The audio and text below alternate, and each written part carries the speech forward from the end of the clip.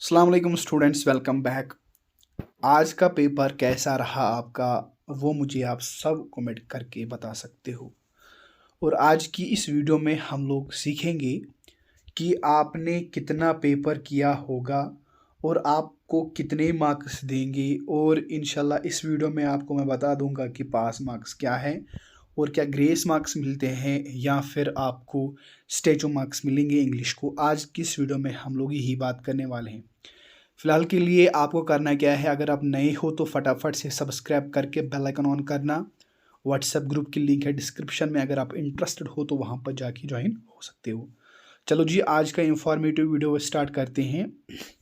सबसे पहली सीरीज़ जो होती है, चाहे ए है या तो जेड सीरीज़, यानी ए से लेकर जेड तक जितनी भी सीरीज़ होती हैं वो बिल्कुल सेम रहती है। उसमें क्या होता है, उसमें कुछ ऐसे ऑब्जेक्ट्स होते हैं जो रिलेटेड होते हैं, लेकिन उसमें नंबरिंग ऊपर नीचे होती है और वो क्वेश्चन थोड़ा सा डिफरेंट रहता है बाकी क्वेश्चन से। बाकी राइटिंग स्किल की बात करेंगे, बाकी क्वेश्चंस की बात, लिटरेचर की बात करेंगे, वो बिल्कुल सेम रहता है। अगर मैं पास मार्क्स की बात करूंगा, जो 10th स्टूडेंट है, इंग्लिश पढ़ रहा था, इंग्लिश का एग्ज़ाम दे दिया है 24 में, पास मार्क्स है उसको 80 में से 26। अब रहा सवाल कि अगर उसने 26 मार्क्स नहीं किए हैं, उसने किए हैं 20 मार्क्स, तो मैं समझूंगा अगर लक ना होगा तो वो फेल स्टूडेंट करार दिया जाएगा।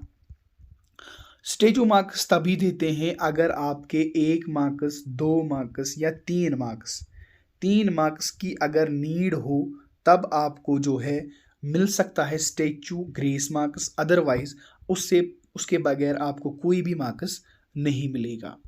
और स्टूडेंट्स का कहना है कि अगर आपने ग्रामर में 25 मार्क्स किए हैं, लिटरेचर में 25 किए हैं, राइटिंग में 25 किए हैं या फिर पैसेज में 25 किए हैं, बाकी जो रिमेनिंग सब्जेक्ट्स हैं, यानी कि जो रिमेनिंग टॉपिक्स है वो नहीं किए हैं, अगर आपने हर कोई पोर्शन अच्छे से किया है, मैं समझूंगा आपको 50 मार्क्स आ जाएंगे। अगर उससे नीचे आपने किए हैं तो हो सकता है कि 40 आ जाएंगी। अगर 40 से नीचे किए हैं तो 36। देखो, 100 में से भी किसी को 100 आते हैं, यानी कि 80 में से 80 आते हैं। डिपेंड करता है कि उसने इंग्लिश में जो है वो अच्छा पेपर किया। अदरवाइज इंग्लिश में किसी ने आज तक 80 में से 80 नहीं लाए। अगर लाए हैं तो हो सकता है उसमें मास प्रमोशन होगी या फिर सिलेबस में जो है वो रिडक्शन होगी, जैसे 2016 से या 2019। इसी तरीके से 2021 में भी रिस्ट्रिक्शंस थे, जैसे कोविड था या फिर आर्टिकल जो था ब्रोगेट हो गया था, उसकी वजह से। अदरवाइज इंग्लिश में ज़्यादा मार्क्स नहीं आते। इंशाल्लाह जितने भी स्टूडेंट्स हैं जिसने अच्छा मार्क्स जो है वो 28 किया है आज, तो नीचे कमेंट कीजिए कि 80 में से कितना किया है आपने। तो मैं समझूंगा कि अगर आपने 25 किए हैं तो पास हो। मैं समझूंगा पास, क्योंकि स्टेजो आपको 2 दिएंगे या 1, तो आप पास हो जाओगे। टेंशन लेने की ज़रूरत नहीं है। जिसने अच्छा नहीं किया, हिम्मत नहीं हारनी है। ये एक एग्ज़ाम होता है, लाइफ नहीं होती है। क्या पता कि आपकी मार्किंग उससे अच्छी हो जाए, आपका जो जो इंग्लिश का पेपर है सबसे ज़्यादा मार्क्स आ जाए, उसको थोड़ा सा प्रॉब्लम हो मार्किंग में, तो आपको अच्छे मार्क्स आ जाए। डिपेंड कहता है कि किसी ने अच्छा पेपर किया उसको कम मार्क्स आ जाएंगे। इंशाल्लाह हम उम्मीद जो है वो कभी हारनी नहीं है।